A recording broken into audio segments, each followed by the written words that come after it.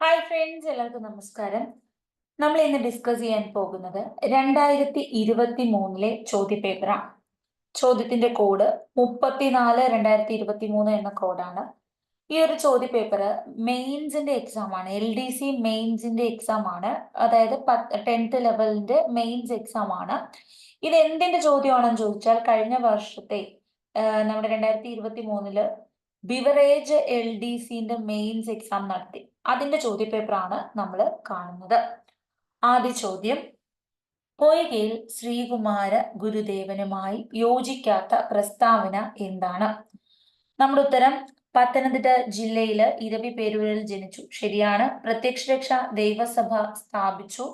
യോഗക്ഷേമ സഭയുമായി ചേർന്ന് പ്രവർത്തിച്ചു. ശ്രീമൂലം പ്രജാസഭയിൽ 1921-ലും 1931-ലും അംഗമായി. അപ്പൊ ഇദ്ദേഹവുമായി യോജിക്കാത്ത ഒരു പ്രസ്താവന 3. യോഗക്ഷേമ സഭ VT ഭട്ടതിരിപ്പാടുമായി ബന്ധപ്പെട്ടതാണ്, ഇദ്ദേഹവുമായി ബന്ധപ്പെട്ടതല്ല. പത്തനംതിട്ട ജില്ലയിലാണ്, ഇരവിപേരൂരിലാണ് ജനിച്ചത്. പ്രത്യക്ഷരക്ഷാ ദൈവസഭ PRDSുമായി ബന്ധപ്പെട്ട വ്യക്തിയാണ്. ശ്രീമൂലം പ്രജാസഭയില് 1921-ലും 1931-ലും അംഗമായി. ഇതെല്ലാം ശരിയാണ്. അടുത്തത് ശരിയായ ജോഡി കണ്ടെത്തുക. മൂഷകവംശകാവ്യം അതുലൻ, തുഹഫത്തുൽ മുജാഹിദീൻ മക്തിത്തങ്ങൾ, കേരള പഴമ ഹെർമൻ ഗുണ്ടർട്ട്, കേരള സിംഹം CV രാമൻപിള്ള. കേരള പഴമ ഹെർമൻ ഗുണ്ടർട്ട് ശരിയല്ലേ? അതെല്ലാവർക്കും അറിയാം, ശരിയാണ്. മൂഷകകാവ്യം, മൂഷക രാജവംശത്തെ കുറിച്ച് എഴുതിയത് അതുലനാണ്, അതും അറിയാം അല്ലെ. തുഹഫത്തുൽ മുജാഹിദീൻ മക്തിത്തങ്ങൾ ശരിയാണോ? അല്ല. സൈനുൽ മഖ്ദൂം അല്ലെ, തൂഫത്തുൽ മുജാഹിദീൻ. പിന്നെ കേരള സിംഹം പഴശ്ശിരാജയെ കുറിച്ച് ആരാണ് എഴുതിയത്? KM പണിക്കരാണ്. അപ്പോ 1ഉം 3ഉമാണ് ശരിയായിട്ടുള്ള പ്രസ്താവനകൾ. അടുത്തത് ഇന്ത്യൻ നാഷണൽ കോൺഗ്രസ് ഈ സംഘടനയുമായി യോജിക്കാത്ത പ്രസ്താവനകൾ ഏതൊക്കെയാണ്? ഇന്ത്യൻ നാഷണൽ കോൺഗ്രസ് എന്ന് പറയുന്ന ഈ സംഘടനയുമായി യോജിക്കാത്ത പ്രസ്താവന. ഓപ്ഷൻസിലേക്ക് പോകാം. ഇന്ത്യൻ നാഷണൽ കോൺഗ്രസിന്റെ ആദ്യ സെക്രട്ടറി WC ബാനർജി. INC ആദ്യ സമ്മേളനം നടത്താൻ നിശ്ചയിച്ചിരുന്നത് പൂനെയിലാണ്. ഇനി ചോദ്യം: INCന്റെ ആദ്യ സമ്മേളനത്തിൽ പങ്കെടുത്തത് 72 പേരാണ്. അടുത്ത ചോദ്യം: INC രണ്ടാം സമ്മേളനം നടന്നത് മദ്രാസിലായിരുന്നു. 4 ഓപ്ഷൻസ് ആണ്, 4 ചോദ്യങ്ങളായിരുന്നു പണ്ടത്തത് അല്ലെ.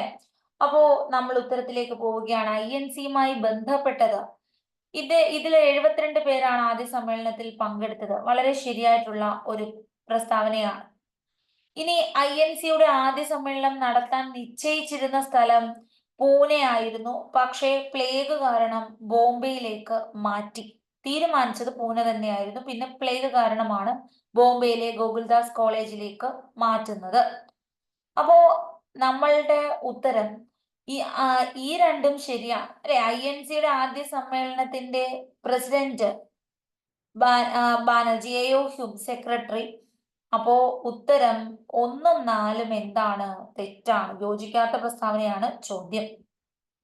1885 ഡിസംബർ 28-നാണ് നമ്മളുടെ INC രൂപീകരിക്കുന്നത്.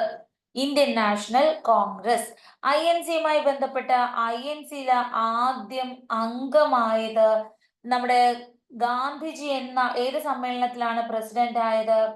ഗാന്ധിജി പ്രസിഡന്റ് ആകുന്നത് ബെൽഗാം സമ്മേളനത്തിലാണ്. ബെൽഗാം സമ്മേളനത്തിലാണ് ഗാന്ധിജി പ്രസിഡന്റ് ആകുന്നത് എന്ന് ഓർക്കുക. ഓക്കെ ആണ്? ക്ലിയർ ആണ്? അപ്പോ ഇപ്പോഴത്തെ പ്രസിഡന്റ് ആരാണ്? മല്ലികാർജുൻ ഖാർഗെയാണ് INCയുടെ നിലവിലെ പ്രസിഡന്റ്. മല്ലികാർജുൻ ഖാർഗെയാണ് നിലവിലെ പ്രസിഡന്റ് എന്ന് കൂടി ഓർക്കുക. നിലവിലെ പ്രസിഡന്റ് ആരാണ്? മല്ലികാർജുൻ ഖാർഗെ. 1885 പ്രസിഡന്റ് ആയിരുന്നു WC ബാനർജി. AOയുമായിരുന്നു സെക്രട്ടറി. അപ്പൊ ആദ്യ സമ്മേളനം ബോംബെയിലായി. രണ്ടാമത്തെ സമ്മേളനം 1886 പ്രസിഡന്റ് ദാദാഭായ് നവറോജി ആയിരുന്നു. അത് കൽക്കത്തയിലായിരുന്നു സമ്മേളനം. മൂന്നാം സമ്മേളനം 1887 മദ്രാസിലായിരുന്നു. അതിന്റെ അധ്യക്ഷൻ ബദറുദ്ദീൻ ത്യാബ്ജി ആയിരുന്നു. ബദറുദ്ദീൻ ത്യാബ്ജി. ഇനി അടുത്ത ചോദ്യം: ഭാഷാടിസ്ഥാനത്തിൽ സംസ്ഥാന പുനഃസംഘടനാ പ്രദേശങ്ങൾ നമുക്ക് നോക്കാം.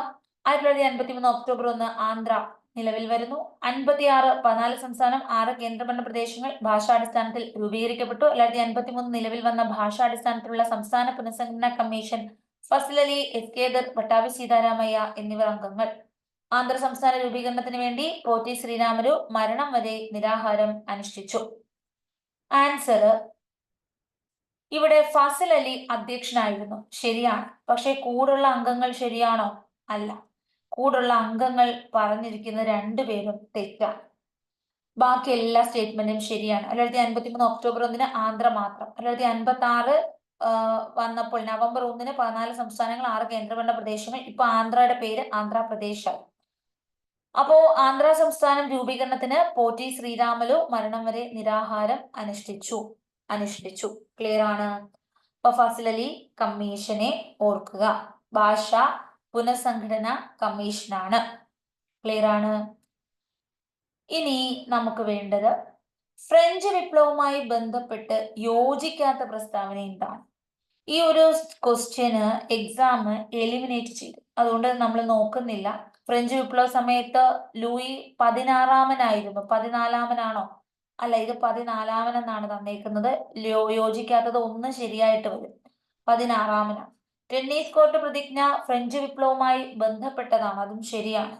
പ്രാതിനിധ്യമില്ലാതെ നികുതിയില്ല, ഇത് അമേരിക്കൻ വിപ്ലവവുമായി ബന്ധപ്പെട്ടതാണ് അല്ലെ. 1ഉം 2ഉം അപ്പം യോജിക്കുന്നതാണ്. ഒരു പ്രോപ്പർ ആയിട്ടുള്ള ആൻസർ ഇല്ല, അതുകൊണ്ടാണ് ഇത് എലിമിനേറ്റ് ചെയ്തത്. Montesquieu, Rousseau, John Locke French വിപ്ലവത്തെ സ്വാധീനിച്ചു. റൂസോ തെറ്റി. ക്ലിയർ ആണ്. 1ഉം 2ഉം വരുന്നവർക്ക് എന്താണ് യോജിക്കുന്നത്. അടുത്തതിലേക്ക് പോകാം. ഐക്യരാഷ്ട്രസഭയുമായി ബന്ധപ്പെട്ട ശരിയായ പ്രസ്താവന കണ്ടെത്തുക. ഫ്രഞ്ച് വിപ്ലവത്തിന്റെ വർഷം എന്താണ്? 1789. ടെന്നീസ് കോർട്ട് പ്രതിജ്ഞ ഫ്രഞ്ച് വിപ്ലവം. റിപ്പബ്ലിക് എന്ന ആശയം ഫ്രഞ്ച് വിപ്ലവം. ബാസ്റ്റിൽ ജയില് തകർക്കുന്നത് ഫ്രഞ്ച് വിപ്ലവം.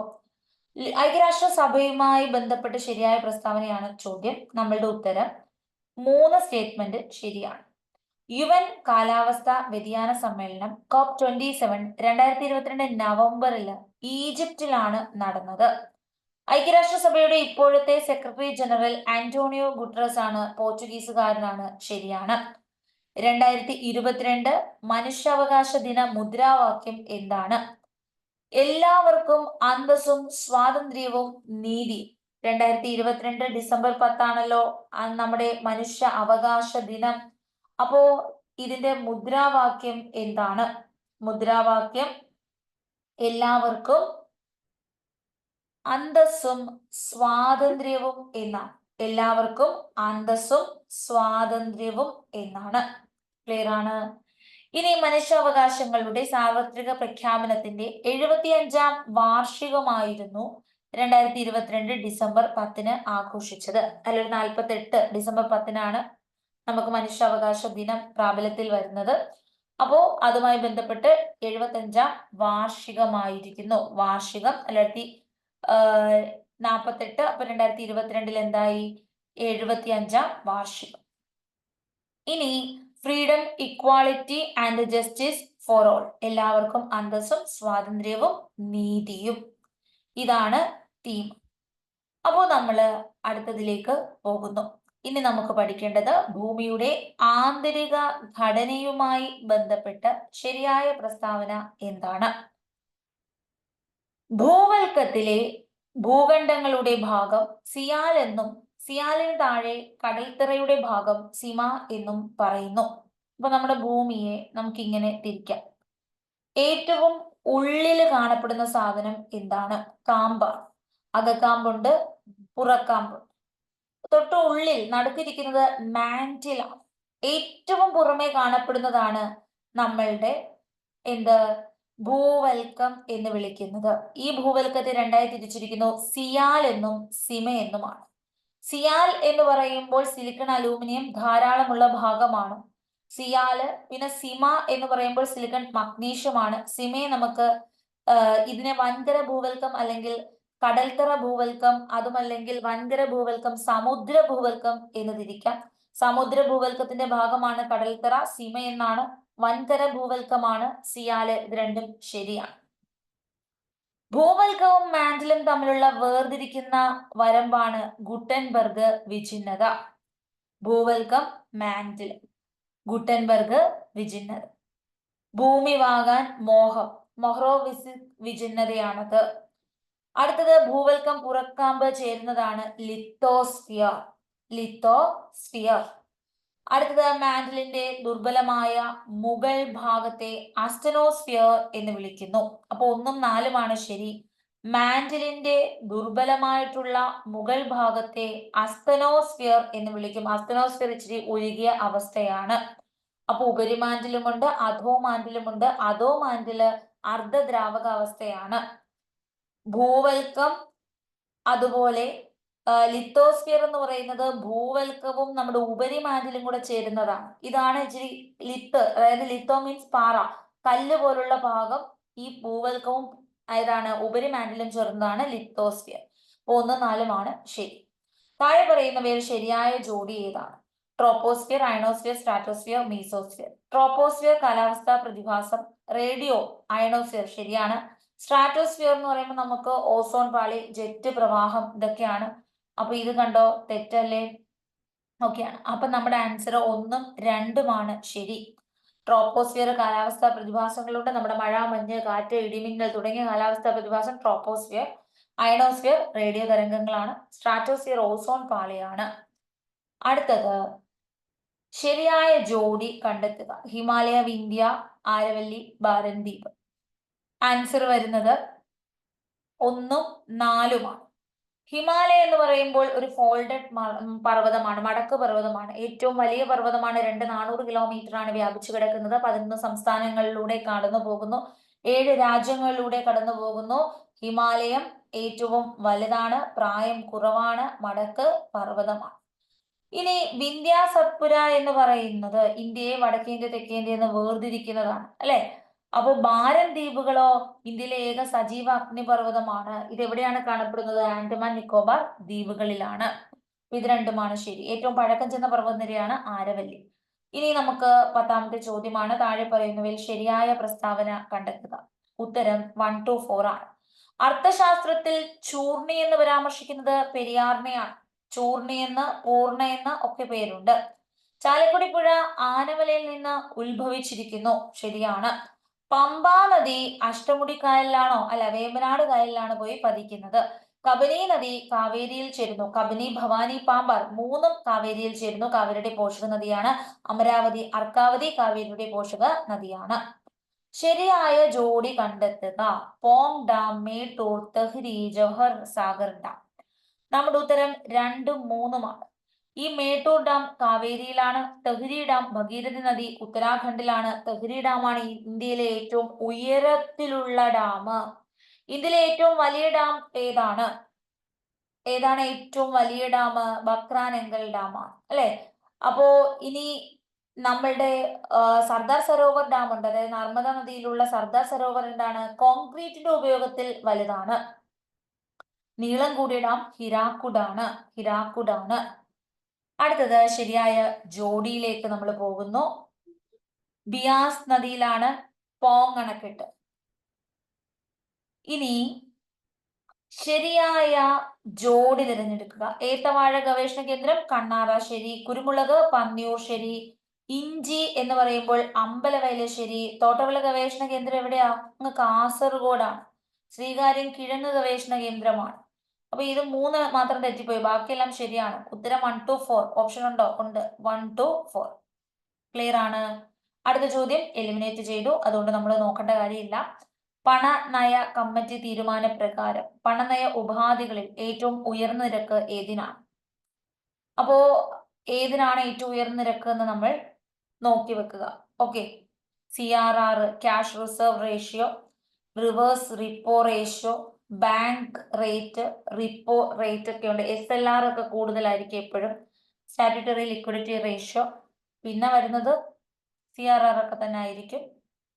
അത് എപ്പോഴും എന്താണ്? എല്ലാ പ്രാവശ്യവും നമ്മുടെ ഈ ബാങ്ക് റേറ്റുകൾ എന്തായിരിക്കും? വേരി ചെയ്തുകൊണ്ടിരിക്കും, അല്ലെ? എപ്പോഴും ബാങ്ക് റേറ്റുകൾ വേരി ചെയ്തുകൊണ്ടിരിക്കും. അപ്പൊ ഓരോ പ്രാവശ്യം എക്സാമിന് മുമ്പ് നമ്മൾ നോക്കണം ഏതാണ് കൂടുതൽ എന്നുള്ളത്. ക്ലിയർ ആണ്? ഓക്കെ അല്ലേ? അപ്പോൾ ഇപ്പോഴത്തെ ഒരു ബാങ്ക് റേറ്റ് പറയുകയാണെങ്കിൽ 6.75 ആണ് ഇപ്പോഴത്തത്. ഇനി ക്യാഷ് റിസർവ് റേഷ്യോ ഇപ്പോഴത്തത് 4.5 ആണ്. 4.5 ആണ്. സ്റ്റാറ്റ്യൂട്ടറി ലിക്വിഡിറ്റി റേഷ്യോ 18 ആണ്. ഇനി റിവേഴ്സ് റിപ്പോ റേറ്റ് 3.35. എപ്പോഴും ചേഞ്ച് ചെയ്തുകൊണ്ടിരിക്കുവേ, ഈ ഒരു രീതിയിലാണ്. ക്ലിയർ ആണ്? ഇനി ബാങ്ക് റേറ്റ് കുറച്ചും കൂടെ കൂടുതലായിരിക്കും. Bank rate 6.75. ഇനി റിപ്പോ റേറ്റ് ഇപ്പോൾ 6.5 ആണ്. 6.5 ആണ്. അപ്പോൾ ഇതിനകത്ത് ഉത്തരം നമുക്ക് പറയാൻ പറ്റുന്നത് ബാങ്ക് റേറ്റ് എന്നുള്ളതാണ്. ബാങ്ക് റേറ്റ് എന്നുള്ളതാണ് ഇവിടെ നമുക്ക് ഉത്തരമായി പറയാൻ പറ്റുന്നത്. അടുത്തതിലേക്ക് പോകാം. നമ്മുടെ 14ാമത്തെ ചോദ്യമാണ്. 1991 സാമ്പത്തിക പരിഷ്കരണവുമായി ബന്ധപ്പെട്ട് ശരിയായ പ്രസ്താവനകൾ ഏതൊക്കെയാണ്? ആൻസർ ഡി ആണ്. ഉത്തരം 1, 2, 3 ഇതെല്ലാം ശരിയാണ്. വിദേശ നിക്ഷേപ സ്ഥാപനങ്ങൾക്ക് ഇന്ത്യൻ ധനകാര്യ വിപണിയിൽ നിക്ഷേപം നടത്താൻ അനുമതി ലഭിച്ചു. ഇറക്കുമതി നികുതിയിൽ കുറവ് വരുത്തി. 91 നവസാമ്പത്തിക പരിഷ്കാരങ്ങൾ കൊണ്ടുവന്നത് അല്ലെ. അപ്പോ വിദേശ നിക്ഷേപ സ്ഥാപനങ്ങൾക്ക് ഇന്ത്യൻ ധനകാര്യ വിപണിയിലെ നിക്ഷേപം നടത്താൻ അനുമതി ലഭിച്ചു. വിദേശത്തുള്ള ആളുകൾക്ക് ഇവിടെ കൊണ്ടുവന്ന് നിക്ഷേപിക്കാം. ഇറക്കുമതി നികുതിയിൽ കുറവ് വരുത്തി. അവർക്ക് ഇങ്ങോട്ട് സാധനങ്ങളൊക്കെ ഇറക്കുമതി ചെയ്യാം. നികുതി കുറച്ചു അവരുടേത്. ഇറക്കുമതിക്കുള്ള ലൈസൻസിങ് നടപടിക്രമങ്ങൾ ഒഴിവാക്കി. ഇപ്പോൾ ഇറക്കുമതി ഇങ്ങോട്ട് ചെയ്യുമ്പോൾ ഒരുപാട് കിടന്ന് കഷ്ടപ്പെട്ട് ലൈസൻസ് ഒക്കെ ഒത്തിരി കിടന്ന് ബുദ്ധിമുട്ടേണ്ട ഒരുപാട് നടപടിക്രമങ്ങളൊക്കെ ഒഴിവാക്കി. അപ്പോൾ നവസാമ്പത്തിക പദ്ധതികൾ നിങ്ങൾക്ക് അറിയാം. ഉദാരവൽക്കരണം, സ്വകാര്യവൽക്കരണം അല്ലെ, ആഗോളവൽക്കരണം. അപ്പൊ ഇതുമായി ബന്ധപ്പെട്ട് ബാക്കി ആളുകൾക്കൊക്കെ ലോകം മുഴുവൻ ഇവിടെ വന്ന് കച്ചവടമൊക്കെ ചെയ്യാൻ ഒരുപാട് അവസരങ്ങൾ തുറന്നു കൊടുത്തില്ല. അപ്പൊ ഈ പറഞ്ഞതെല്ലാം ശരിയാണ്. 2021-22 സാമ്പത്തിക സർവേ റിപ്പോർട്ട് അനുസരിച്ച് ഇന്ത്യയിൽ GDP-യിലേക്ക് വിവിധ മേഖലകൾ നൽകുന്ന സംഭാവനയെ കുറിച്ച് ശരിയായ പ്രസ്താവന ഏതാണ്? ഉത്തരം ഈ പറഞ്ഞതെല്ലാം ശരിയാണ്. തൃതീയ മേഖലയാണ് കൂടുതൽ ഇന്ത്യക്ക് സംഭാവന കിട്ടുന്നത് അല്ലെ. തൃതീയ മേഖല എന്ന് പറയുമ്പോൾ ഇൻഷുറൻസ്, ബാങ്ക് സേവനങ്ങൾ എല്ലാം വരുന്നു, ആശുപത്രി എല്ലാം വരുന്നു. ദ്വിതീയ മേഖല എന്ന് പറയുമ്പോൾ നിർമ്മാണങ്ങളാണ്, വ്യവസായങ്ങൾ, കെട്ടിട നിർമ്മാണം, ഇതൊക്കെയാണ്. ഇനി പ്രാഥമിക മേഖല എന്ന് വെച്ചാൽ കൃഷി, ഖനനം, വനം, മത്സ്യബന്ധനം, ഈ 4 ഇതാണ് ഏറ്റവും കുറവ് സംഭാവന. ദ്വിതീയ മേഖലയുടെ സംഭാവന 30% കുറവാണ്. തൃതീയ മേഖല 50% കൂടുതൽ സംഭാവന. അപ്പൊ ഈ പറഞ്ഞ സ്റ്റേറ്റ്മെന്റ് എല്ലാം ശരിയാണ്. പാൽ ഉൽപാദനവുമായി ബന്ധപ്പെട്ട് 2 പ്രസ്താവനകൾ താഴെ നൽകുന്നു. ശരിയായ പ്രസ്താവന നോക്കുക. ഓപ്ഷൻ എ ആണ് ശരി. പ്രസ്താവന 1, ലോകത്ത് ഏറ്റവും കൂടുതൽ പാൽ ഉൽപ്പാദിപ്പിക്കുന്നത് ഇന്ത്യയാണ്. ശരിയാണ്. ഇന്ത്യയാണ് ഇപ്പോൾ ലോകത്ത് ഏറ്റവും കൂടുതൽ പാൽ ഉൽപാദനം. ഇന്ത്യയിലെ ഏറ്റവും കൂടുതൽ പാൽ ഉൽപ്പാദിപ്പിക്കുന്ന സംസ്ഥാനം ആന്ധ്രാപ്രദേശ്. തെറ്റാണ്. ഓക്കെ. അപ്പോ പാൽ ഉൽപാദനത്തിൽ മുന്നിലുള്ള സംസ്ഥാനം ആന്ധ്രാപ്രദേശ് എന്നുള്ളത് തെറ്റാണ്. അപ്പോൾ നമ്മളുടെ എന്താണ് ഏറ്റവും കൂടുതൽ പാൽ ഉൽപ്പാദിപ്പിക്കുന്ന രാജ്യം ഏതാണ്? ഇന്ത്യയാണ് ഏറ്റവും കൂടുതൽ പാൽ ഉൽപ്പാദിപ്പിക്കുന്നത്. ഇപ്പോൾ രാജസ്ഥാനൊക്കെയാണ് പാൽ ഉൽപാദനത്തിൽ മുന്നിലായിട്ട് നിൽക്കുന്നത്.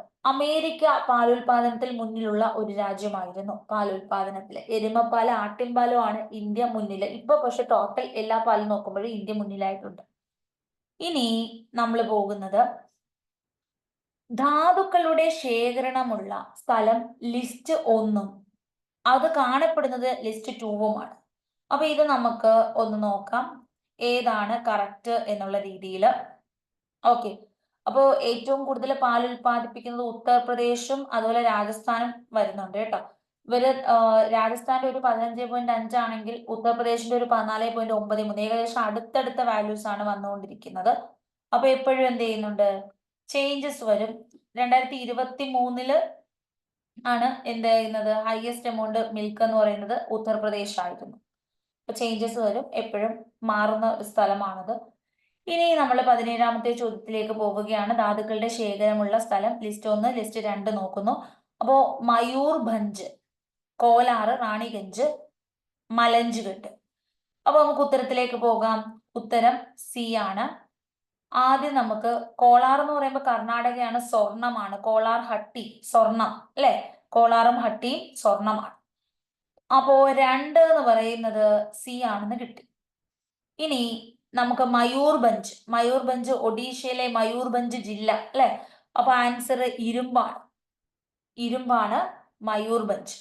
ഇനി റാണിഗഞ്ച് എന്ന് പറയുമ്പോഴത്തേക്ക് അതെന്താണെന്ന് എല്ലാവർക്കും അറിയാം, കൽക്കരിയാണ് റാണിഗഞ്ച്. മലഞ്ച്ഗഡ് എന്താണ്, ചെമ്പാണ്. റാണിഗഞ്ച് എല്ലാവർക്കും അറിയാം കൽക്കരിയാണ്. കോളാറും ഹട്ടിയും സ്വർണമാണ്. മയൂർഭഞ്ച് എന്ന് പറയുമ്പോൾ ഇരുമ്പാണ് മയൂർഭഞ്ച്. ഇനി പന്ന എന്ന് വെച്ചാൽ എന്താണ്, വജ്രഖനിയാണ് അല്ലെ. പന്ന വജ്രം. അതുപോലെ ചെമ്പിൻ്റെത് ഖേത്രി ചോദിക്കാറുണ്ട്, ഖനി ചെമ്പ്, ചെമ്പ് ഖനിയാണ്. ഇനി അടുത്തത് നീതി ആയോഗ് ലക്ഷ്യങ്ങളെ കുറിച്ചുള്ള പ്രസ്താവനകൾ നോക്കുന്നു, ശരിയായത് എഴുതുക. നമ്മളുടെ ഉത്തരം ഈ പറഞ്ഞിരിക്കുന്ന സ്റ്റേറ്റ്മെന്റ്സ് എല്ലാം ശരിയാണ്. ഇത് നീതി ആയോഗിന്റെ ആ ഒരു സ്റ്റേറ്റ്മെന്റ്സിൽ 7 എണ്ണം പറയുന്നുണ്ട്, അതിനകത്ത് തന്നെ വരുന്നതാണ്. സാമ്പത്തിക പുരോഗതിയിൽ നിന്ന് വേണ്ടത്ര പ്രയോജനം ലഭിക്കാത്ത സമൂഹത്തിലെ വിഭാഗങ്ങൾക്ക് പ്രത്യേക ശ്രദ്ധ നൽകണം. ഇനി സംസ്ഥാനങ്ങളുമായുള്ള ഘടനാപരമായ പിന്തുണാ സംവിധാനത്തിലൂടെ സഹകരണ ഫെഡറലിസം വളർത്തിയെടുക്കണം. സംസ്ഥാനങ്ങളുടെ സജീവ പങ്കാളിത്തത്തോടെ ദേശീയ വികസന മുൻഗണനകൾ, തന്ത്രങ്ങൾ എന്നിവ സംബന്ധിച്ച കാഴ്ചപ്പാടുകൾ വികസിപ്പിക്കുക. നീതി ആയോഗ് എന്ന് പറഞ്ഞിട്ട് എല്ലാ റാങ്ക് ഫയലിലും നിങ്ങൾക്ക് കാണാൻ പറ്റിയ ഒരു 7-8 സ്റ്റേറ്റ്മെന്റ്, ഒരു കടുകട്ടി പോലത്തെ സ്റ്റേറ്റ്മെന്റുകളാണ്, അതേപോലാണ് ചോദിക്കുന്നത്. അടുത്ത ചോദ്യം 19ാമത്തെ ചോദ്യമാണ്. ഉത്തരം ബി ആണ്. ഇന്ത്യൻ ആസൂത്രണ കമ്മീഷന് താഴെ പറയുന്ന പ്രസ്താവനകളിൽ ശരിയല്ലാത്തത്. 1950 മാർച്ച് 15-നാണ് നിലവിൽ വന്നത്. 1950 മുതൽ 2014 വരെ ഈ ആസൂത്രണ കമ്മീഷൻ 12 പഞ്ചവത്സര പദ്ധതികൾ നടപ്പിലാക്കി. 2014 ഇന്ത്യൻ ആസൂത്രണ കമ്മീഷന്റെ പ്രവർത്തനം അവസാനിപ്പിച്ചു. എന്നിട്ട് നീതി ആയോഗ് ആരംഭിച്ചു, national institution of transforming India. പ്രധാനമന്ത്രി നരേന്ദ്രമോദിയാണ് നീതി ആയോഗ് 2015 ജനുവരി 1 മുതൽ നിലവിൽ വന്നു. ഇന്ത്യൻ ആസൂത്രണ കമ്മീഷൻ ഒരു ഭരണഘടനാ സ്ഥാപനമാണോ? അല്ല, സ്റ്റാറ്റ്യൂട്ടറി ബോഡിയാണ്. ഭരണഘടനയിൽ ഇതിനെക്കുറിച്ച് പരാമർശിക്കുന്നില്ല. ഭരണഘടനാ ബോഡി എന്ന് പറയുന്നതാണ് തെറ്റായിട്ടുള്ളത്. ഇന്ത്യയുടെ ഭരണഘടനാ നിർമ്മാണ സമിതിയുടെ തെരഞ്ഞെടുപ്പുമായി ബന്ധപ്പെട്ട പ്രസ്താവനകളിൽ ശരിയായത് കണ്ടെത്തുക. അപ്പോ തെരഞ്ഞെടുപ്പാണ്. നാട്ടുരാജ്യങ്ങളെ പ്രതിനിധീകരിച്ച് 93 അംഗങ്ങൾ, ബ്രിട്ടീഷ് പ്രവിശ്യയിൽ 296, ആനുപാതിക പ്രാതിനിധ്യ വ്യവസ്ഥ തെരഞ്ഞെടുപ്പ് ഇന്ത്യ പാക് വിഭജനത്തിന് ശേഷം സമിതിയുടെ അംഗം 199 ആണ്. അപ്പൊ ഈ പറഞ്ഞതില് ആകെ ശരി 1, 2, 3 പ്രസ്താവനകൾ മാത്രമാണ് ശരി. 1, 2, 3 പ്രസ്താവനകൾ. നമുക്ക് നോക്കാം ഉത്തരം. നാട്ടുരാജ്യങ്ങളെ പ്രതിനിധീകരിച്ച് 93 അംഗങ്ങൾ ശരി. ബ്രിട്ടീഷ് പ്രവിശ്യ 296 അംഗങ്ങളെ തെരഞ്ഞെടുത്തു. ആനുപാതിക പ്രാതിനിധ്യ വ്യവസ്ഥ അടിസ്ഥാനത്തിലായിരുന്നു പ്രവിശ്യകളെ തെരഞ്ഞെടുത്തത്. 299 അംഗങ്ങളായിട്ടാണ് ചുരുങ്ങിയത് അല്ലെ, 199 അല്ല. ഇനി നമ്മൾ പോകുന്നത് കേരള സാഹിത്യ അക്കാദമി ഇപ്പോഴത്തെ അധ്യക്ഷൻ ആര്? കേരള സാഹിത്യ അക്കാദമി. ഇതിനകത്ത് ഉത്തരം വരുന്നത് സച്ചിദാനന്ദൻ. നമ്മൾ ഫൈനൽ ആൻസർ കീ നോക്കിയിട്ടാണ് ആൻസേഴ്സ് എല്ലാം ചെയ്യുന്നത്. ഓക്കെ ആണ്. അപ്പോ നമ്മളുടെ ഉത്തരം സച്ചിദാനന്ദൻ. അടുത്ത ക്വസ്റ്റ്യനിലേക്ക് പോകുന്നു.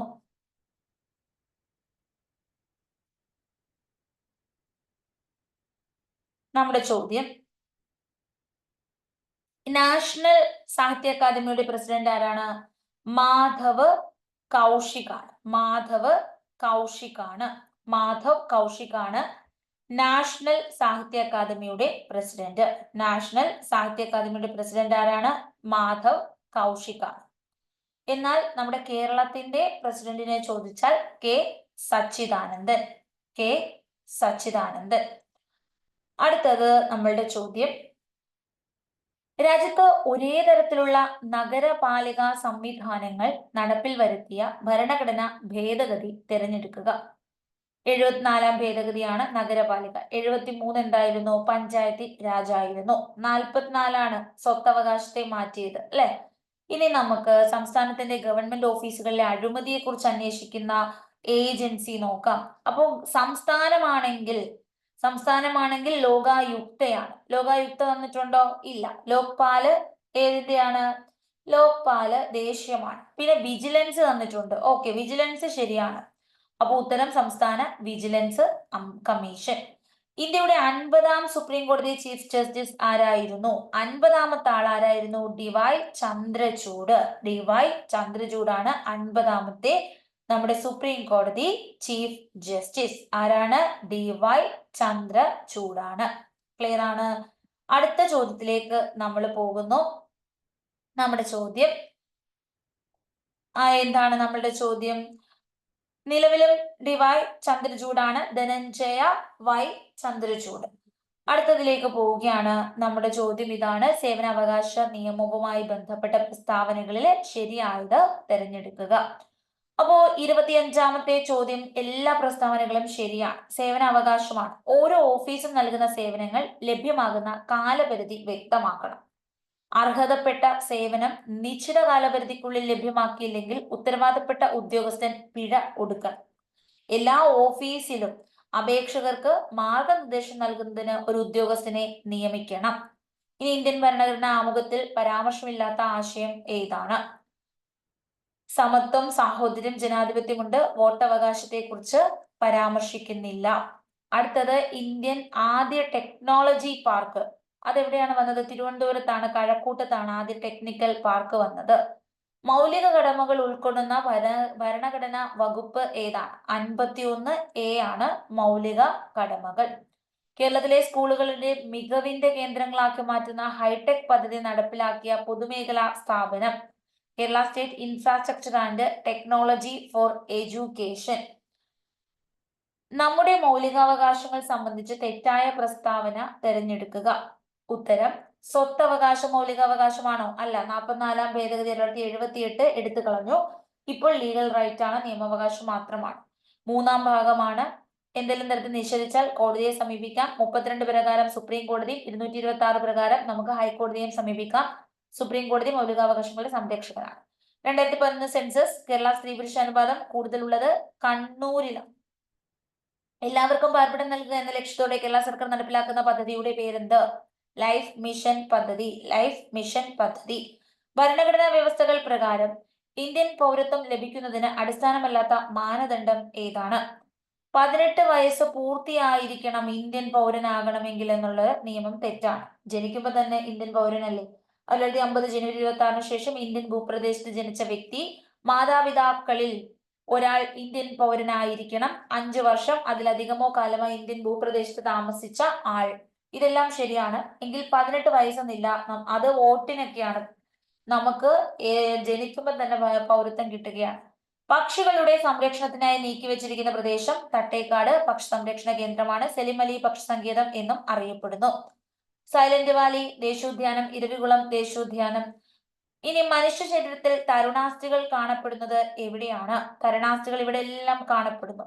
ചെവിക്കൂടയില്, കശേരുകൾക്കിടയില്, 2 അസ്ഥികൾ ചേരുന്ന ഭാഗത്ത്, നെയ്സൽ സെപ്റ്റത്തില്, മൂക്കിലില്ലേ ഉണ്ട്, ചെവിയിലില്ലേ വളരെ പെട്ടെന്ന് ഇങ്ങനെ ഒടിച്ച് നമുക്ക് എടുക്കാൻ പറ്റുന്ന അസ്ഥി, കശേരുക്കളിലുണ്ട്, 2 അസ്ഥികൾ ചേരുന്ന ഭാഗത്തും ഉണ്ട്. എല്ലുകളുടെയും പല്ലുകളുടെയും വളർച്ചയ്ക്ക് എന്ത് വേണം? കാൽസ്യം വേണം, അല്ലെ? കാൽസ്യം വേണം, വൈറ്റമിൻ ഡി വേണം. എന്നാൽ ഇവിടെ ഉത്തരം എല്ലുകളുടെയും പല്ലുകളുടെയും വളർച്ചയ്ക്ക് ആവശ്യമില്ലാത്ത ഘടകം ഏത് എന്നാണ് ചോദ്യം. അപ്പൊ ആവശ്യമില്ലാത്തത് എന്ന് ചോദിച്ചാൽ ഇരുമ്പ് ആവശ്യമില്ല. കാൽസ്യം വേണം, ഫോസ്ഫറസ് വേണം, മഗ്നീഷ്യം വേണം, പക്ഷെ ഇരുമ്പ് ആവശ്യമില്ല. COVID-19 കാരണമായ സൂക്ഷ്മജീവി വൈറസ് ആണ്. COVID-19 virus. അടുത്തത് ജന്തുകോശങ്ങളിൽ കൂടുതലായി ഉൽപ്പാദിപ്പിക്കുന്ന വാതകം ഏത്? ഉത്തരം കാർബൺ ഡൈ ഓക്സൈഡ് ആണ് ജന്തുകോശങ്ങളിൽ കൂടുതലായി ഉൽപ്പാദിപ്പിക്കപ്പെടുന്ന വാതകം. കേന്ദ്ര സുഗന്ധവിള ഗവേഷണ കേന്ദ്രം സ്ഥിതി ചെയ്യുന്ന ജില്ലകൾ. ഉത്തരം 1 മാത്രം. കോഴിക്കോട് മാത്രമേ ഉള്ളൂ സുഗന്ധ ഗവേഷണ കേന്ദ്രം, വേറെങ്ങും ഇല്ല. AB രക്തഗ്രൂപ്പുള്ള ഒരാൾക്ക് ഏതൊക്കെ ഗ്രൂപ്പുകാർക്ക് രക്തം ദാനം ചെയ്യാൻ സാധിക്കും? രക്തം ദാനം ചെയ്യാൻ ABയിലേക്ക് മാത്രമേ പറ്റൂ. പക്ഷെ ഇത് സാർവത്രിക സ്വീകർത്താവാണ്. എല്ലാവരുടെയും രക്തം പിടിച്ച് സ്വീകരിക്കാം, പക്ഷെ കൊടുക്കാൻ ABക്ക് മാത്രമേ പറ്റൂ. പശ്ചിമഘട്ടത്തിൽ ഉൾപ്പെടാത്ത സംസ്ഥാനം. 1600 കിലോമീറ്റർ ആണ് ഇതിന്റെ നീളം വരുന്നത്. ഇതിന്റെ ഒരു കോഡ് മഹാത്മാഗാന്ധിയുടെ GK കേട്ട് പഠിച്ചു. മഹാത്മാഗാന്ധിയുടെ GK കേട്ട് പഠിച്ചു. മഹാരാഷ്ട്ര, ഗുജറാത്ത്, ഗോവ, കേരള, കർണാടക, തമിഴ്നാട്. രാജസ്ഥാൻ പറഞ്ഞോ? ഇല്ല. ബാക്കിയെല്ലാം പറഞ്ഞില്ലേ? അപ്പോ 6 സംസ്ഥാനങ്ങളിലൂടെയാണ് പശ്ചിമഘട്ടം കടന്നു പോകുന്നത്, രാജസ്ഥാൻ അല്ല. ഭൂഗർഭ ത്വരണം Gയെ സംബന്ധിക്കുന്ന ശരിയായ പ്രസ്താവനകൾ ഏതാണ്? നമ്മുടെ ഉത്തരം എല്ലാം ശരിയാണ്. അപ്പൊ എല്ലാം ഇതങ്ങ് പഠിച്ചു വെക്കുക കേട്ടോ. ജിയുടെ മൂല്യം ഭൂമിയുടെ മാസിനെയും ആരത്തെയും ആശ്രയിച്ചിരിക്കുന്നു. ധ്രുവപ്രദേശങ്ങളിലെ ജിയുടെ മൂല്യം ഭൂമധ്യരേഖാ പ്രദേശത്തേക്കാൾ കൂടുതലായിരിക്കും. ഒരു വസ്തുവിന്റെ ഭാരം തീരുമാനിക്കുന്നത് ജിയുടെ മൂല്യം കണക്കിലെടുത്തുകൊണ്ടാണ്. ഒരു ആനയും ഉറുമ്പും നിർബാധം താഴേക്ക് പതിക്കുമ്പോൾ ജിയുടെ മൂല്യം രണ്ടു പേർക്കും തുല്യമാണ്. ഇരുമ്പ് പഞ്ഞി, നമ്മുടെ പണ്ടത്തെ ചോദ്യം, രണ്ടും തുല്യമാണ്. അപ്പൊ വസ്തുവിന്റെ ഭാരം തീരുമാനിക്കുന്നത് ജിയുടെ മൂല്യം കണക്കിലെടുത്തുകൊണ്ടാണ്. ധ്രുവപ്രദേശങ്ങളിൽ ജിയുടെ മൂല്യം എന്താണ്? കൂടുതലാണ്. ധ്രുവപ്രദേശങ്ങളിൽ കൂടുതലാണ്. ജിയുടെ മൂല്യം ഭൂമിയുടെ മാസ്, ആരത്തെ ആശ്രയിച്ചിരിക്കുന്നു. എല്ലാം ശരിയാണ്. Very very important. ക്ലിയർ ആണ്. വെരി ഇമ്പോർട്ടന്റ് ആയിട്ടുള്ള ഒരു ചോദ്യമാണിത്. ഇനി അടുത്ത ചോദ്യം, ഒരു ഗോളീയ ദർപ്പണത്തിന്റെ വക്രത ആരം തന്നു 40. ഫോക്കസ് ദൂരം എത്ര? ഫോക്കസ് ദൂരം എന്ന് പറയുമ്പോൾ 2f ആണ് അല്ലെ. r=f. അപ്പോ ആരം തന്നു 40. അപ്പൊ f എന്ന് വെച്ചാൽ 40/2. നമ്മുടെ ഉത്തരം എന്താണ്? 20 എന്ന്. അല്ല 20 മീറ്റർ ആണ് ഞാൻ ഇട്ടത്. മീറ്റർ ആണോ? സെന്റിമീറ്ററിലല്ലേ തന്നേക്കുന്നത്. അപ്പൊ 20 സെന്റിമീറ്റർ ആണ് ഉത്തരം. താഴെ തന്നിരിക്കുന്ന പ്രസ്താവനകളിൽ തെറ്റായ പ്രസ്താവന ഏതാണ്? തെറ്റ്, ഒന്ന് മാത്രം തെറ്റ്, ബാക്കിയെല്ലാം ശരിയാ. കടലിൽ നിന്ന് ശുദ്ധജല തടാകത്തിലേക്ക് നടക്കുന്ന കപ്പൽ കൂടുതൽ താഴുന്നത് കടൽ ജലത്തിന്റെയും ശുദ്ധജലത്തിന്റെയും സാന്ദ്രത വ്യത്യാസമാണ്. ഒരു കല്ല് ജലത്തിൽ മുങ്ങിയിരിക്കുമ്പോൾ കല്ലിനുണ്ടായ ഭാരക്കുറവ് പ്ലവക്ഷമ ബലം. ആർക്കിമിഡീസ് ഇറങ്ങി ഓടില്ലേ, ബയോന്റ് ഫോഴ്സ്. ഒരു വസ്തു ഭാഗികമായോ പൂർണ്ണമായോ ഒരു ദ്രവത്തിൽ മുങ്ങുന്നു, അതിനനുഭവപ്പെടുന്നത് പ്ലവക്ഷമ ബലം. ഇതാണ് കുളിമുറിയിൽ കുളിച്ചുകൊണ്ടിരുന്ന ആർക്കിമിഡീസിന് പെട്ടെന്ന് ഇത് മനസ്സിലാവുകയും ഡ്രസ് ഇല്ലാതെ ഇറങ്ങി ഓടുകയും ചെയ്ത ആർക്കിമിഡീസ് പ്ലവക്ഷമ ബലം. ദ്രാവകത്തിൽ ഒരു വസ്തുവിന് അനുഭവപ്പെടുന്ന പ്ലവക്ഷമ ബലം വസ്തുവിന്റെ സാന്ദ്രതയെ മാത്രം ആശ്രയിച്ചിരിക്കുന്നു. അതാണ് തെറ്റ്. ക്ലിയർ ആണ്. ലിക്വിഫൈഡ് നാച്ചുറൽ ഗ്യാസ് LNG ബന്ധപ്പെട്ട പ്രസ്താവനകൾ താഴെ തന്നിരിക്കുന്നു. നമ്മളുടെ ഉത്തരം 1, 2, 3 ശരിയാണ്. വാഹനങ്ങളില്, വ്യവസായശാലകളില്, തെർമൽ പവർ സ്റ്റേഷൻ ഇന്ധനമായി ലിക്വിഫൈഡ് നാച്ചുറൽ ഗ്യാസ് LNG ഉപയോഗിക്കുന്നു. Liquid petroleum gas LPG cylinder ആണ് നമ്മുടെ വീട്ടിലുള്ളത്. പ്രകൃതി വാതകത്തെ ദ്രവീകരിച്ച് ദൂരസ്ഥലങ്ങളിലേക്ക് കൊണ്ടുപോകാൻ സാധിക്കും. ഇനി അന്തരീക്ഷ താപനിലയിൽ വീണ്ടും വാതകമാക്കി പൈപ്പ് ലൈനുകളിലൂടെ വിതരണം ചെയ്യാനും കഴിയും. ലിക്വിഫൈഡ് നാച്ചുറൽ ഗ്യാസ് പ്രധാന ഘടകം മീഥൈൻ. അടുത്തത്, താഴെ തന്നിരിക്കുന്ന ബ്രൗൺ എനർജി ഏതാണ്? ബ്രൗൺ എനർജി എന്ന് പറയുമ്പോൾ കാറ്റിൽ നിന്നുള്ള ഊർജം.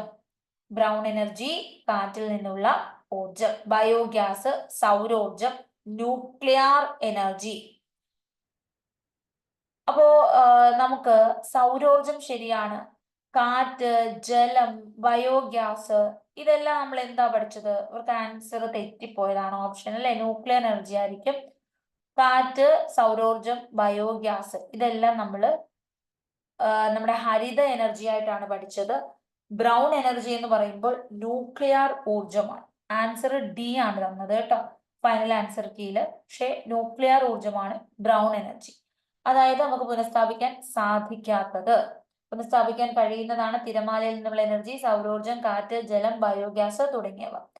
അപ്പൊ കേരളത്തിൽ പ്രളയം ഉണ്ടായപ്പോൾ അണുനാശിനി എന്ന നിലയിൽ ബ്ലീച്ചിങ് പൗഡർ, മറ്റേത് ഗ്രീൻ ഗ്യാസ് അല്ലെങ്കിൽ ഗ്രീൻ എനർജി അല്ലെങ്കിൽ ഹരിത എനർജി എന്നാണ് മറ്റേതിനെ പറയുന്നത്. അപ്പോ ബ്ലീച്ചിങ് പൗഡർ ഭയങ്കരമായിട്ട് സഹായിച്ചു. കാര്യം എന്താ? ബ്ലീച്ചിങ് പൗഡർ ക്ലോറിൻ എന്ന വാതകം ഉണ്ടാക്കുന്നു.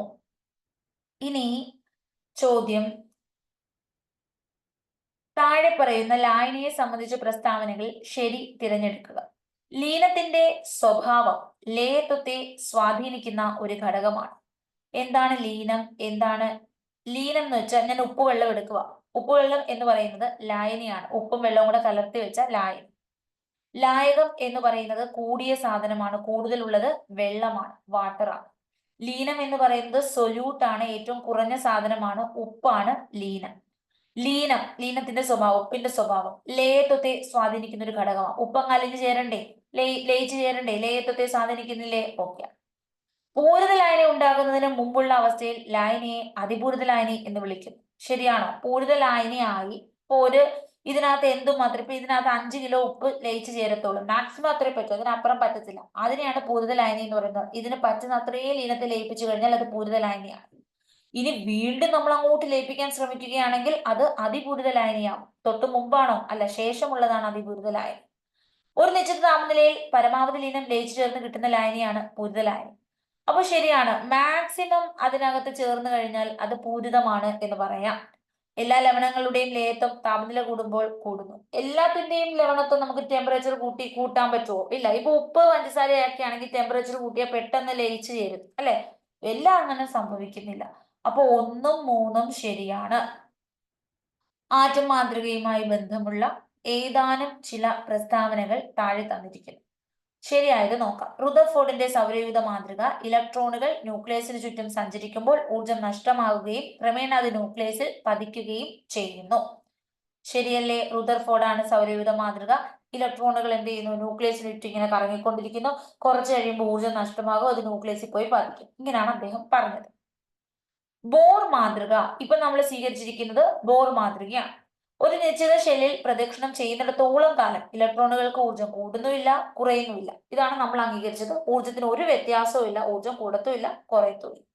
ബോർ മാതൃക പ്രകാരം ന്യൂക്ലിയസിൽ നിന്നുള്ള അകലം കൂടുന്തോറും ഷെല്ലുകളുടെ ഊർജ്ജം കൂടി വരും. ഇപ്പോൾ നമ്മൾ ഒരു ന്യൂക്ലിയസിൽ നിന്ന് ഇങ്ങനെ അകന്നിരിക്കുകയാണെങ്കിൽ എന്ത് സംഭവിക്കും? ഈ ഇലക്ട്രോൺസിന് ഇതിനെ അകന്നിരിക്കുമല്ലേ? അകന്നിരിക്കുമ്പോൾ ഷെല്ലുകളുടെ ഊർജം കൂടുതലാണ്, ഷെല്ലിന്റെ ഊർജം കൂടുതലാണ്. ശരിയാണ്. ഇനി തോംസൺ മാതൃകയില്, തോംസൺ മാതൃക തണ്ണിമത്തങ്ങയുടെ മാതൃകയല്ലേ? തണ്ണിമത്തിന്റെ ഭക്ഷ്യയോഗ്യമായ ഭാഗത്തിലുടനീളം പോസിറ്റീവ് ചാർജ് വിത്ത് പോലെ ഇലക്ട്രോണുകൾ വിതരണം ചെയ്യുന്ന ഒരു തണ്ണിമത്തനുമായിട്ടാണ് ആറ്റത്തെ ഉപമിച്ചിരിക്കുന്നത്. അപ്പൊ ഈ പറഞ്ഞിരിക്കുന്ന സ്റ്റേറ്റ്മെന്റ്സ് എല്ലാം തന്നെ ശരിയാണ്. 2022 രസതന്ത്രത്തിന് നോബൽ സമ്മാനം ലഭിച്ചത് Caroline R Bertozzi, Morten Meldal, ബാരി ഷാർപ്ലെസ്. എന്തിനാണ് ഇവർക്ക് ലഭിച്ചത്? നമ്മുടെ ഉത്തരം ക്ലിക്ക് കെമിസ്ട്രി, ബയോ ഓർത്തോഗൺ കെമിസ്ട്രി വികസനം. അപ്പോൾ 2022 ഇപ്പോഴും ചോദിച്ചുകൊണ്ടിരിക്കുകയാണ്. 22, 21, 23 എപ്പോഴും ചോദിക്കുന്നുണ്ട്. Very important. ഇന്ത്യയിലെ വലിയ നഗരങ്ങളിലെ വായു മലിനീകരണത്തിന് കാരണമാകുന്നത് ഏത് ലോഹത്തിന്റെ സാന്നിധ്യമാണ്? നമ്മുടെ ഉത്തരം ലെഡ്. അവനി ലഖാര പാരാലിമ്പിക് സ്വർണം നേടി. അപ്പൊ ഏതിനമാണ്? 10 മീറ്റർ എയർ റൈഫിൾ വിഭാഗമാണ്. വരിക വരിക സഹചരെ അംശി നാരായണപിള്ള രചിച്ചു. കഥകളിയിലെ ആദ്യ ചടങ്ങിന്റെ പേര് എന്താണ്? കേളികൊട്ടല്ലേ? ദിനാശപാടി അവസാനിപ്പിക്കും. കേളികൊട്ട് ഫസ്റ്റ് ചടങ്ങ്. പി കേശവദേവ് രചിച്ച ഉലക്ക പുന്നപ്ര വയലാർ സമരവുമായി ബന്ധപ്പെട്ടിരിക്കുന്നു. ഇനി വാകുരുവി വരുകുരുവി വാഴക്കൈമേൽ ഇരികുരുവി ഇങ്ങനെ പാടിയത് ആരാണ്? ഇങ്ങനെ പാടിയത് ഇത് വെട്ടിക്കളഞ്ഞു കേട്ടോ, ഉത്തരം ഇല്ലായിരുന്നു. ഇനി കാക്കേ കാക്കേ കൂടെ ഇവിടെ ഉള്ളൂരായിരുന്നു കേട്ടോ. ഇതിന്റെ ഉത്തരം അറിയാവുന്നവർ ഇടുക. വാകുരുവി വരുകുരുവി കമന്റ് ചെയ്യട്ടോ. എന്റെ മനസ്സിൽ ഉള്ളൂരായിരുന്നു, പക്ഷെ ഉത്തരം ക്യാൻസൽ ആണ്. ഞാൻ ഇപ്പൊ പെട്ടെന്ന് മറന്നുപോയി ആരാന്നുള്ളത്. ഇന്ത്യയിൽ ആദ്യത്തെ കാർബൺ ന്യൂട്രൽ ഫാം സ്ഥിതി ചെയ്യുന്നത് എവിടെയാണ്? ഉത്തരം ആലുവ താലൂക്കിലെ തുരുത്ത്. ആലുവ തുരുത്ത്. ക്ലിയർ ആണ്? എല്ലാവർക്കും മനസ്സിലായി? അടുത്ത ചോദ്യം, ഒളിമ്പിക്സ് അസോസിയേഷനിലെ ആദ്യ വനിതാ പ്രസിഡന്റ് ആരാണ്? ഓപ്ഷൻ അഡില സുമാരി വാല, പിന്നെയോ പി.ടി. ഉഷ, അതല്ലേ ഉത്തരം? ഷൈനി വിൽസൺ, പിന്നെ മേരി കോം. ഉത്തരം എന്താണ്? ഉത്തരം നമ്മുടെ പി.ടി. ഉഷ തന്നെയാണ്. Very important. ഒരുപാട് എക്സാമുകൾക്ക് ചോദിച്ചു. ഇനി ഉയർന്ന തലത്തിലുള്ള ഭാഷകളിൽ എഴുതിയ പ്രോഗ്രാമുകൾ. ഇത് ജി ശങ്കരക്കുറുപ്പിന്റെ വരികളാണ് കേട്ടോ. വാകുരുവി വരുകുരുവി വാഴക്കൈമേൽ ഇരുകുരുവി എന്നുള്ളത്. പക്ഷെ ഇത് എലിമിനേറ്റ് ചെയ്തു, എന്താണെന്നറിയില്ല. ഇനി അടുത്തത്, ഉയർന്ന തലത്തിലുള്ള ഭാഷകളില് എഴുതിയ പ്രോഗ്രാമുകൾ യന്ത്രഭാഷകളിലേക്ക് മാറ്റുന്നതിന് എന്തുപയോഗിക്കുന്നു? ഹൈ ലെവൽ ലാംഗ്വേജിനെ നമ്മുടെ മെഷീൻ ലാംഗ്വേജിലേക്ക് മാറ്റണം. യന്ത്രഭാഷ, കമ്പ്യൂട്ടർ ലാംഗ്വേജ്, മെഷീൻ ലാംഗ്വേജ്. ഇതിന് നമ്മൾ എന്ത് സാധനമാണ് ഉപയോഗിക്കുന്നത്? Language processor എന്നെഴുതിയിട്ടുണ്ട്. ട്രാൻസ്ലേറ്റർ ഇവിടെ വെച്ചിട്ടുണ്ട്. ട്രാൻസ്ലേറ്റർ ശരിയല്ലേ? ട്രാൻസ്ലേറ്ററോ കമ്പൈലറോ നമുക്ക് ഉപയോഗിക്കാം. പിന്നെ അസംബ്ലി ലാംഗ്വേജ് ഉണ്ട്, അത് പക്ഷെ മെഷീൻ ലാംഗ്വേജ് തന്നെയാണ് അസംബ്ലി ലാംഗ്വേജ്, അസംബ്ലർ. അപ്പോ നമുക്ക് പ്രോഗ്രാം ട്രാൻസ്ലേറ്റർ ആണ് ശരി. പിന്നെ ലാംഗ്വേജ് പ്രോസസർ കൂടെ ഉള്ളത് കൊണ്ടായിരിക്കാം ഇവരിത് ക്യാൻസൽ ചെയ്തു. ട്രാൻസ്ലേറ്റർ ആൻഡ് കമ്പൈലർ ആണ് നമ്മുടെ ഉത്തരം. പ്രോസസർ കിടക്കുന്നതുകൊണ്ടാണ് ക്യാൻസൽ ചെയ്തു കേട്ടോ. അടുത്ത ചോദ്യം ക്യാൻസൽ. വിവിധ തരത്തിലും പ്രോട്ടോകോളിലും പ്രവർത്തിക്കുന്ന കമ്പ്യൂട്ടർ ശൃംഖലകളെ ബന്ധിപ്പിക്കാൻ ഡാഷ് ഉപയോഗിക്കുന്നു. ഉത്തരം ഗേറ്റ് വേ ഉപയോഗിക്കുന്നു. പ്രോട്ടോകോൾ കമ്പ്യൂട്ടർ ശൃംഖലകൾ ബന്ധിപ്പിക്കുന്നു. DuckDuckGo എന്നത് എന്താണ്? ഒരു സെർച്ച് എഞ്ചിനാണ് DuckDuckGo. ഇമെയിൽ ഉപയോക്താക്കളുടെ സമ്മതമില്ലാതെ ഒരു സേവനത്തിന്റെയോ ഉൽപ്പന്നത്തിന്റെയോ പ്രചാരണത്തിന് അയക്കുന്ന സന്ദേശം എന്താണ്? സ്പാം ആണ്. കമ്പ്യൂട്ടറിൽ ഉപയോഗിക്കുന്ന ഒരു ഇൻപുട്ട് ഉപകരണം എന്താണ്? സ്കാനർ ആണ്. പ്രിന്റർ, പ്ലോട്ടർ, ബ്ലൂറേ, DVD എല്ലാം ഔട്ട്പുട്ട് ആണ്. ഇനി DVD എന്ന് പറയുമ്പോൾ സ്റ്റോറേജ് യൂണിറ്റ് ആണ്. പ്രിന്റർ, പ്ലോട്ടർ ഔട്ട്പുട്ട് ആണ്. അറിയാനുള്ള അവകാശം 2005 നമ്മുടെ വിവരാവകാശത്തിലേക്ക് വരികയാണ്. ഉത്തരം 1, 2, 4 മാത്രം. പൊതു അധികാരികളുടെ അധീനതയിലുള്ള വിവരങ്ങൾ പൗരന്മാർക്ക് നിർബാധം ലഭ്യമാക്കും. സർക്കാർ ഉദ്യോഗസ്ഥരുടെ പ്രവർത്തനങ്ങളിൽ സുതാര്യത കൊണ്ടുവരിക, അഴിമതി ഒഴിവാക്കുക, ഉത്തരവാദിത്തം വർദ്ധിപ്പിക്കുക, ഇതൊക്കെയാണ് ലക്ഷ്യങ്ങൾ. കേന്ദ്ര ഇൻഫർമേഷൻ കമ്മീഷൻ, സംസ്ഥാന ഇൻഫർമേഷൻ കമ്മീഷൻ ഇവയുടെ രൂപവൽക്കരണം. അപ്പൊ പൊതു അധികാരികളുടെ എല്ലാ വിവരങ്ങളും നിശ്ചിത സമയപരിധിക്കുള്ളിൽ ഡിജിറ്റൽ രൂപത്തിലാക്കുക, അങ്ങനെ ഒരു നിയമമില്ല. എല്ലാ വിവരങ്ങളും നമുക്ക് തരത്തുമില്ല. രാജ്യത്തെ ബാധിക്കുന്ന അല്ലെങ്കിൽ വ്യക്തിയുടെ പ്രൈവസിയെ ബാധിക്കുന്ന വിവരങ്ങളൊന്നും നമുക്ക് തരത്തില്ല. 1, 2, 4. ഇനി നമ്മുടെ ചോദ്യം, നിർമ്മാതാവിന് അവസാനത്തെ ആത്യന്തികമായി ഉപഭോഗം നടത്തുന്ന ഉപഭോക്താവിനോടൊരു ബാധ്യതയുണ്ട്. എക്സ് നിർമ്മാതാവിൽ നിന്ന് സുതാര്യമല്ലാത്ത കുപ്പിയിൽ അടച്ച വൈൻ വാങ്ങി. ഇത് നമ്മുടെ ബിവറേജ് അല്ലേ, അപ്പൊ വൈൻ്റെ പരിപാടിയൊക്കെ വന്നേക്കുവാണ്. ജസ്റ്റ് ആൻസർ പറഞ്ഞിട്ട് അങ്ങ് പോവാണ്. ഓക്കെ, 65A ആണ്. താഴെ കൊടുത്തിട്ടുള്ളവയിൽ ഏത് മൗലികാവകാശ വിഭാഗത്തിലാണ് തൊട്ടുകൂടായ്മ നിർമാർജനം? തൊട്ടുകൂടായ്മ എന്ന് പറയുമ്പോഴത്തേക്ക് ഏതാണ്? നമ്മുടെ തുല്യതയ്ക്കുള്ള അവകാശത്തിൽ വരുന്നതാണ് അല്ലെ. ആർട്ടിക്കിൾ 17 തൊട്ടുകൂടായ്മ. 1955 ഇത് പാസ്സാകുന്നത്. ഇനി വീണ്ടും ഓക്കെ, ഇത് ഗാർഹിക പീഡനം. ഇത് നമുക്ക് നോക്കാം. ജനറൽ ആയിട്ട് വരും. പരാതിക്കാരിയായ സ്ത്രീക്ക് നിയമപ്രകാരം അർഹതപ്പെട്ട സ്വത്തിന്റെ ഓഹരി നിഷേധിച്ചാൽ അത് ഗാർഹിക പീഡനമാണ്. പരാതിക്കാരിക്ക് നിയമപരമായോ ആചാരപ്രകാരമോ അർഹതയുള്ള സ്ത്രീധനമോ സ്വത്തോ ജീവനാംശമോ പങ്കുപാർക്കുന്ന വീടിന്റെ വാടകയോ അപഹരിക്കുക, നിഷേധിക്കുക, ലഭ്യമാക്കുന്നത് തടയുക, പരാതിക്കാരിയുടെ സ്വത്തുകൾ അന്യാധീനപ്പെടുത്തുക തുടങ്ങിയ ഗാർഹിക പീഡനത്തിന്റെ പരിധിയിൽ വരുന്ന സാമ്പത്തിക പീഡനമാണ്. അപ്പോ ഇതുമായി ബന്ധപ്പെട്ടത് ശരി തെറ്റ് പ്രസ്താവനകൾ നോക്കുകയാണ്. അപ്പൊ A എന്ന് പറയുന്നതും R എന്ന് പറയുന്നതും ശരിയാണ്. ശരിയായിട്ടുള്ള ഒരു വിശദീകരണവുമാണ് ഇത്, ഗാർഹിക പീഡന സെക്ഷൻ. അടുത്ത ചോദ്യം, 1 തെറ്റും 2 ശരിയുമാണ്. ഒരു കുട്ടികൾക്ക് എതിരായിട്ടുള്ള എല്ലാ കുറ്റകൃത്യങ്ങളും പോക്സോ നിയമത്തിന്റെ പരിധിയിൽ വരും. അപ്പോ കുട്ടികൾക്കെതിരായിട്ടുള്ള എല്ലാ കുറ്റകൃത്യങ്ങളും വരുമോ? ഇല്ല. പോക്സോ എന്ന് വെച്ചാൽ ലൈംഗികവുമായി ബന്ധപ്പെട്ട കാര്യങ്ങളാണ്. ലൈംഗിക അതിക്രമങ്ങൾ റിപ്പോർട്ട് ചെയ്യാതിരിക്കുന്നത് പോക്സോ നിയമപ്രകാരം കുറ്റകൃത്യമാണ്. അത് ശരിയാണ്. ദേശീയ മനുഷ്യാവകാശ കമ്മീഷന്റെ ചെയർമാൻ ആരാണ്? അപ്പോ ദേശീയ മനുഷ്യാവകാശ കമ്മീഷന്റെ ചെയർമാൻ ആരെന്നായിരുന്നു ചോദ്യം. അരുൺകുമാർ മിശ്ര. അരുൺകുമാർ മിശ്ര ഉത്തരമായിരുന്നു. ക്ലിയർ ആണ്. ഇനി നമുക്ക് വേണ്ടത് അടുത്ത ചോദ്യം, മനുഷ്യാവകാശങ്ങളെ കുറിച്ചുള്ള പൊതുപ്രഖ്യാപനം. മനുഷ്യാവകാശങ്ങളെ കുറിച്ചുള്ള പൊതുപ്രഖ്യാപനം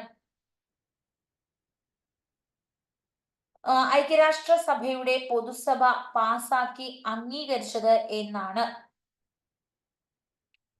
നമ്മുടെ ഉത്തരം എന്താണ്?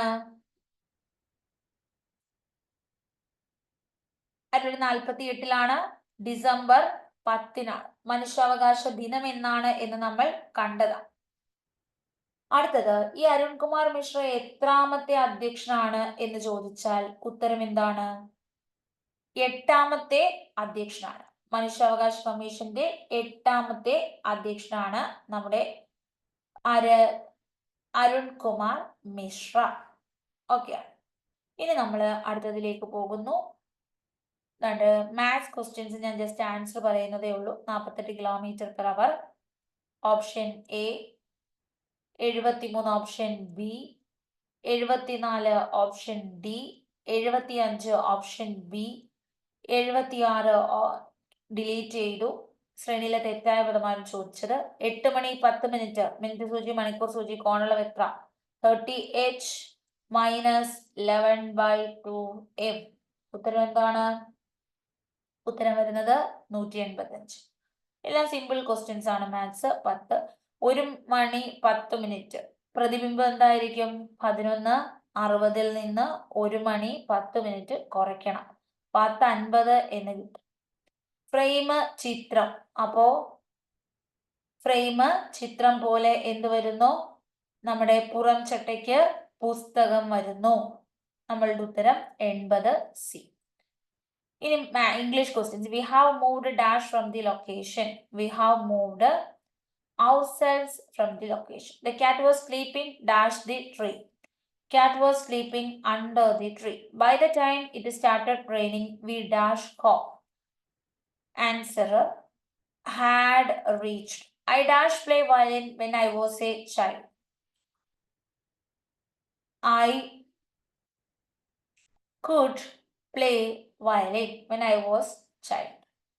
അടുത്ത ചോദ്യം, I am waiting for Meenu.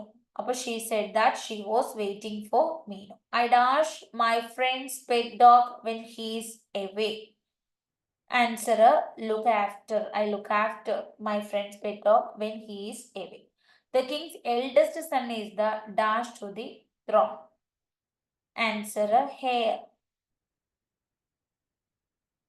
ഇനി one who is engaged in charitable works. Charitable works ആണെങ്കിൽ മനുഷ്യത്വപരമായ പ്രവർത്തനങ്ങൾ. Philanthropist, മനുഷ്യസ്നേഹി. Synonym of the word betray. Betray എന്ന് പറയുമ്പോൾ deceive. ഇവിടെ ഇത് ക്യാൻസൽ ചെയ്തു. Cry over split milk എന്ന് വെച്ചാൽ നഷ്ടപ്പെട്ടതിനെ ഓർത്ത് വിലപിക്കുകയാണ്. അടുത്തത് മലയാളമാണ്.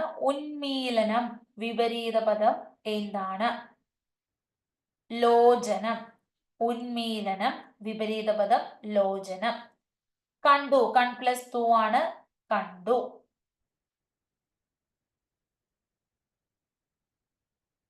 ഓക്കെ, കൺ പ്ലസ് 2 ആണ് ഓപ്ഷനിൽ കൊടുത്തേക്കുന്നത് കേട്ടോ.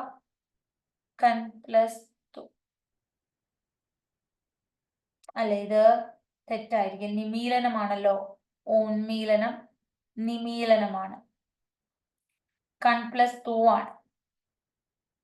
ഓക്കെ, കൺ പ്ലസ് 2 ആണ് ഇവിടെ. ഇനി അടുത്തത് കൂട്ടത്തിൽ പെടാത്തത് ഏത് എന്നുള്ളതാണ്. നമ്മുടെ ഉത്തരം 1 നിമീലനം തന്നെയാണ് കേട്ടോ. ഉന്മീലനം നിമീലനം. കണ്ടു എന്ന് പറയുമ്പോൾ കൺ പ്ലസ് 2 ആണ്. ഇനി കൂട്ടത്തിൽ പെടാത്തത് എന്താണ്? കണ്ണാടിയാണ്. ആദർശം, ദർപ്പണം, കൈതവം. കൈതവം എന്ന് വെച്ചാൽ കള്ളം പറഞ്ഞു എന്നുള്ള അർത്ഥത്തിലില്ലേ. ബാക്കിയെല്ലാം കണ്ണാടിയുടെ അർത്ഥമാണ്. ആദർശം കണ്ണാടി, ദർപ്പണം കണ്ണാടി, കൈതവം കള്ളമാണ്. അപ്പൊ ഡി ആണ് തെറ്റ്. ആ പ്ലസ് ആൻ അവനാണ്, അത് ആഗമസന്ധിയാണ്. ആപ്പിൾ ഓഫ് ദ ഐ എന്ന് വെച്ചാൽ എന്താണ്? കണ്ണിൽ ഉണ്ണിയാണ് അല്ലെ. ആപ്പിൾ ഓഫ് ദ ഐ എന്ന് പറയുമ്പോൾ ഉത്തരം കണ്ണിൽ ഉണ്ണിയാണ്. ഇനി കൊച്ചി കണ്ടവന് അച്ചി വേണ്ട. ഇതെന്താണ്? ഇതെന്ന് പറയുന്നത് കൊച്ചിയുടെ ഒരു മാഹാത്മ്യമാണ്. മടിശീല, 2 ഷ വെച്ചിട്ടാണ് മടിശീല എഴുതുന്നത്. ശരിയായ രൂപം യാദൃച്ഛികമാണ്. യാദൃച്ഛികം എന്ന് പറയുമ്പോൾ ഏതാണ്? യാദൃച്ഛികം. ഇനി കുടിക്കുവാൻ ആഗ്രഹിക്കുന്ന ആൾ, അത് പിപാസു ആണ്. പിപാസു. വെള്ളത്തിൽ എഴുതുക എന്ന പ്രയോഗം എന്താണ്? ഫലമില്ലാത്ത പ്രവൃത്തിയാണ്. അപ്പോൾ ഇത്രയും കാര്യങ്ങൾ നിങ്ങൾക്ക് മനസ്സിലായി. ഓക്കെ ആണ്. 100 ചോദ്യങ്ങൾ ഡിസ്കസ് ചെയ്തു. ഈ ക്ലാസ് ഇഷ്ടപ്പെട്ടെങ്കിൽ ദയവായി ലൈക്ക് ചെയ്യുക, കമന്റ് ചെയ്യുക. Thank you so much. Next ക്ലാസ്സിൽ വീണ്ടും കാണാം. ഇതിനൊരു കട്ട് ഓഫ്, ഇപ്പൊ 100 ചോദ്യങ്ങൾ കഴിഞ്ഞപ്പോൾ നമ്മുടെ യഥാർത്ഥ കട്ട് ഓഫ് ഒക്കെ കുറവായിരുന്നു. നിങ്ങൾ ഓൾറെഡി ക്വസ്റ്റ്യൻസ് ഒക്കെ കണ്ടവരാണ്. കണ്ടതിന് ശേഷമുള്ള ഒരു കട്ട് ഓഫ് ഞാൻ പറയുകയാണ്. 63 മാർക്കും അതിന് മുകളിലും നിങ്ങൾ വാങ്ങിച്ചിട്ടുണ്ടെങ്കിൽ നല്ല മാർക്കാണ്. അതിൽ താഴെയാണെങ്കിൽ നിങ്ങൾ നന്നായി എന്ത് ചെയ്യുക. ഇനി സമയമുണ്ട്, നല്ല സമയമുണ്ട്. അപ്പോൾ നിങ്ങൾ പരിശ്രമിക്കുക, കൂടുതൽ ഹാർഡ് വർക്ക് ചെയ്യുക. Thank you so much. Next class വീണ്ടും കാണാം. ബൈ.